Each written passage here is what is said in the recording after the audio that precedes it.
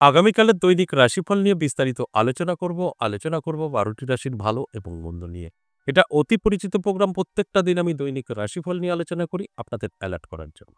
আগামীকাল ২৪শে সেপ্টেম্বর বুধবার, তৃতীয়া তিথি, চিত্রা নক্ষত্র, ইন্দ্রযোগ ও জন্মরাশি তুলা। এবার ১২টি রাশিকে নিয়ে আমি বিস্তারিত আলোচনা করব। কোন কোন দিক থেকে সতর্ক থাকবেন, কোন কোন দিক থেকে ভাগ্যের পরিবর্তন ঘটবে, সবটাই আমি বলবো এবং বোঝানোর চেষ্টা করব। কারণ প্রত্যেকটা দিন সকলেরই ভালো যাবে সম্ভব নয়, আবার সকলেরই খারাপ যাবে সেটাও সঠিক নয়। আমাদের ভালো এবং মন্দ চলবে, এভাবেই আমাদের জীবন আমরা নিজেদের জীবনে এপ্লাই করি বা আমরা সতর্ক থেকে সেখান থেকে বেরিয়ে আসি। তাই আমি আপনাদের এই জানানোর চেষ্টাটা করি যে আপনার সতর্ক থাকা প্রয়োজন, আপনার সময়টা ভালো নয়।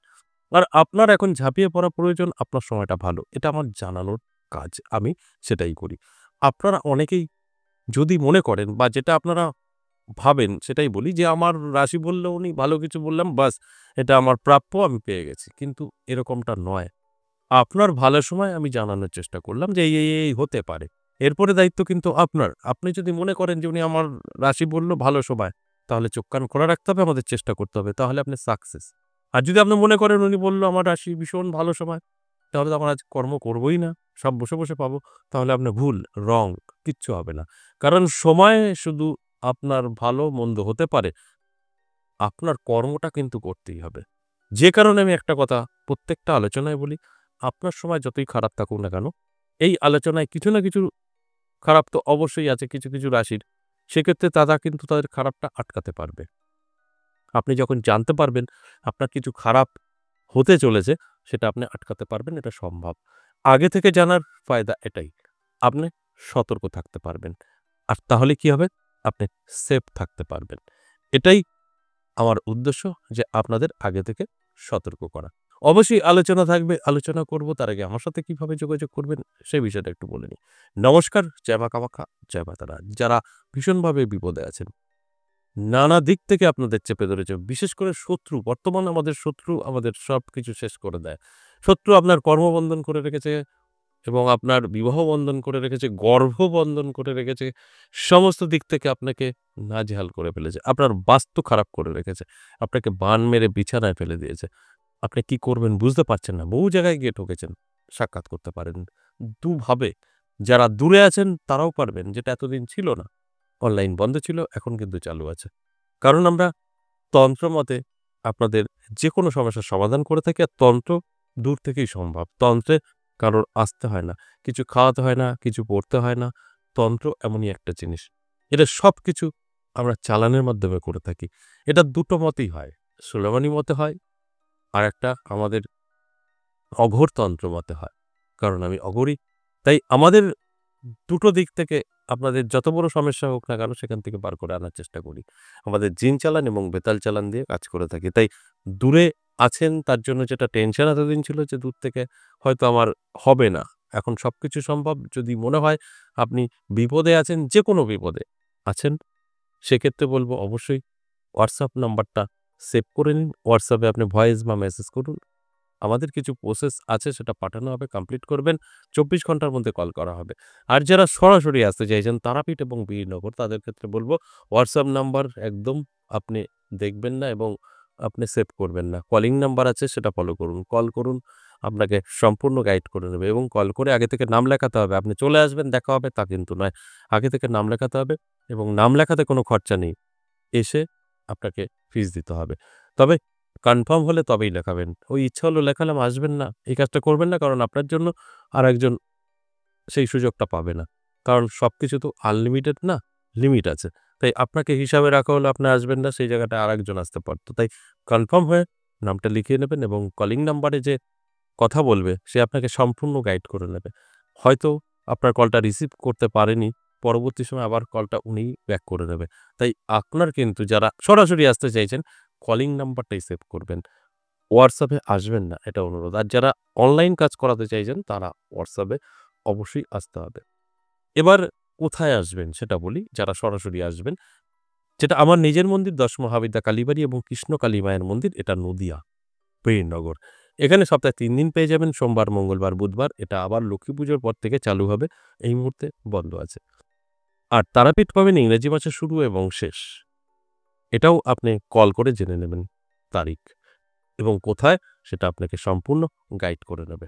আশা করি বুঝতে পেরেছেন। যাদের প্রয়োজন আছে তারাই যোগাযোগ করবেন, যাদের প্রয়োজন নেই তারা যোগাযোগ করার কোনো দরকার নেই।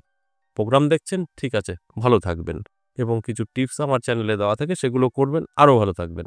কখনোই যোগাযোগ করবেন না। কারণ ভালো থাকলে কখনো এসব জায়গায় যেতে নেই। সুস্থ থাকলে ডাক্তারের কাছে যেতে নেই। ঠিক সেরকমই আপনি ভালো আছেন, সামান্য প্রবলেম যে কারণে কোনো অ্যাস্ট্রোলজার বা তান্ত্রিকের কাছে যেতে নেই। ভীষণভাবে বিপদে আছেন, অবশ্যই যোগাযোগ করতে পারেন। এবার আসুন আজকের যে মূল আলোচনা, যেটা প্রত্যেকটা দিন আমি আপনাদেরকে অ্যালার্ট করার চেষ্টা করি দৈনিক রাশিফল নিয়ে।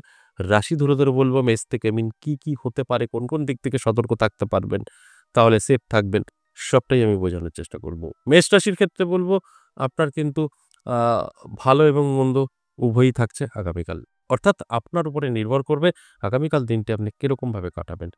যদি আপনি সবকিছু ঠিকঠাক রাখতে চান, দারুণ সময় থাকবে। ইনকাম থেকে স্বাস্থ্য সবই ভালো থাকবে। আর যদি কোথাও ভুল করে বসেন, তাহলে কিন্তু আপনি অনেকটাই পিছিয়ে পড়তে পারেন। কারণ আপনার জেদের কারণে আর্থিক ক্ষতির সম্ভাবনা থাকছে। তাই অ্যালার্ট থাকুন, চোখ কান খোলা রাখুন। বৃষরাশির ক্ষেত্রে বলব শুভ, যেকোনো কাজে সাকসেস পাবেন এবং আপনি কোনো শুভ খবর পেতে পারেন। হয়তো আপনি কোথাও কোনো যোগাযোগ করে আসছেন, সেটা চাকরির ব্যাপার হতে পারে, পড়াশোনার ব্যাপার হতে পারে। হঠাৎ করে সেই একটা শুভ খবর আগামীকাল পেয়ে যেতে পারেন। এটা কিন্তু অত্যন্ত শুভ। তাই আমি বলব অবশ্যই অ্যালার্ট থাকার কথা। চোখ কান খোলা রাখুন, চেষ্টা, পরিশ্রম এগুলো করুন। দেখবেন আমার কথাগুলো আপনি সম্পূর্ণভাবে মিলিয়ে নিতে পারবেন। এরপর মিথুন রাশি বলব। মিথুন রাশি কিন্তু কিছুটা সাবধান থাকবেন স্বাস্থ্য নিয়ে। আপনার স্বাস্থ্য সাথে নাও দিতে পারে। নানাভাবে স্বাস্থ্যের প্রবলেম আসতে পারে। তাই শরীরের যত্ন নিন, রিচ খাবার থেকে দূরে থাকুন। দেখবেন অনেকটা ভালো থাকবেন। আর তা না হলে যদি মনে হয় যে না, যে যেরকম আছি যা হবে, তাহলে কিন্তু আপনার স্বাস্থ্য কিছুটা প্রবলেম করতে পারে। এছাড়া অন্যান্য দিক থেকে ভালো থাকবেন। আপনার কর্ম, আপনার সম্পর্ক এগুলো কিন্তু ভালো থাকবে। শুধু আমি বলব স্বাস্থ্যের একটু যত্ন নেবেন। তাহলেই আপনি কিন্তু অনেকটাই সেফ থাকতে পারবেন। এরপর আমি কর্কট রাশির কথা বলব। কর্কট রাশির জাতক-জাতিকাদের ক্ষেত্রে একটু সচেতন থাকবেন। আপনার আত্মীয়-স্বজনের কাছ থেকে দূরে থাকবেন। কারণ আপনার বিপদের কারণ হতে পারে। আপনার মান-যশ খ্যাতি নষ্ট করতে পারে, আপনার অর্থও নষ্ট করতে পারে আপনারই আপনজন। অর্থাৎ আপনার প্রিয়জন থেকে সাবধানে থাকুন, অনেকটাই ভালো থাকবেন। এছাড়া অন্যান্য দিক থেকে যথেষ্ট শুভ থাকবে। এই কথাগুলো শুনে যদি আপনি তৈরি থাকতে পারেন, আপনি সেফ। এরপর সিংহ রাশির জাতক-জাতিকাদের খুব ভালো সময়। নানা দিক থেকে কিন্তু প্রাপ্তি হতে পারে। আপনার ভালো সম্পর্ক তৈরি হতে পারে। আপনার মান-যশ খ্যাতি বৃদ্ধি পেতে পারে। যারা অসুস্থ আছেন, সুস্থতা বোধ করতে পারেন। অর্থাৎ আপনার জন্য অবশ্যই আগামীকাল দিনটি শুভ। আর এই শুভ সময়টা আমরা যদি শুভ কাজে ব্যস্ত থাকি, সেখান থেকে বেনিফিট 100%। আর যদি আপনি শুনে বুঝে চুপচাপ থাকেন, তাহলে কিন্তু আপনার সমস্ত দিক উল্টো হয়ে যেতে পারে। তাই আমি সবসময় বলি পজিটিভ গুলো না মিললেও নেগেটিভটা কিন্তু মিলবে।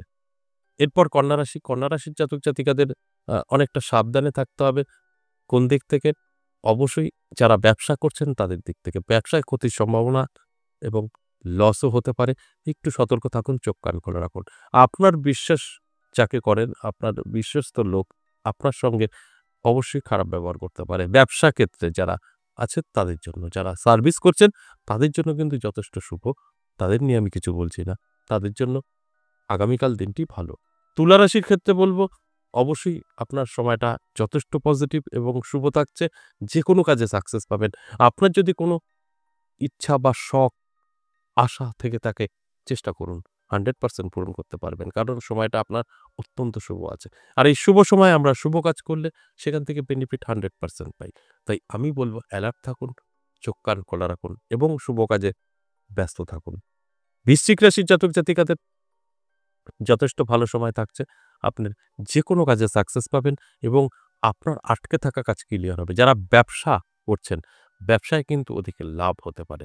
তাই এটা অবশ্যই আপনার মাথায় রেখে চলতে হবে। এগুলো সবটাই পজিটিভ কাজ তখনই আপনি করবেন, তখনই আপনি সাকসেস পাবেন, এরকমটা কিন্তু নয়। অর্থাৎ আগামীকাল দিনটি শুভ। আপনি যেকোনো কাজ শুরু করুন। আপনার সেই কাজটা অবশ্যই সাকসেস আসবে এবং আপনার জীবনের পরিবর্তন ঘটাবে।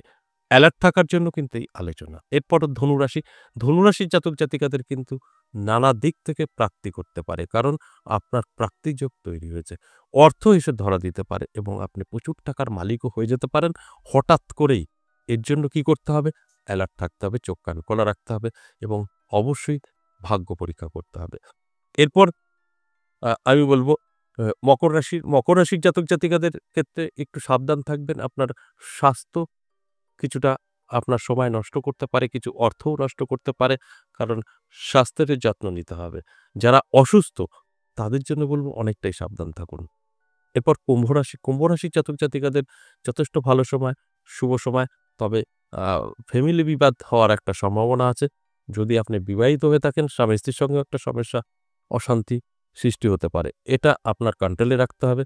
অবশ্যই কন্ট্রোলে রাখলে আপনি কিন্তু অনেকটাই সেফ থাকতে পারবেন। আর সর্বশেষ মীন রাশির ক্ষেত্রে বলব আপনার সময়টা কিন্তু অত্যন্ত শুভ।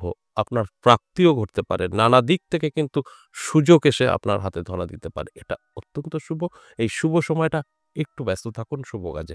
দেখবেন আমার কথাগুলো আপনি মিলিয়ে নিতে পারবেন। এই যে মেষ থেকে মীন ১২ টি রাশিকে নিয়ে আলোচনা করলাম সম্পূর্ণ এভারেজ এবং সর্বজনীন।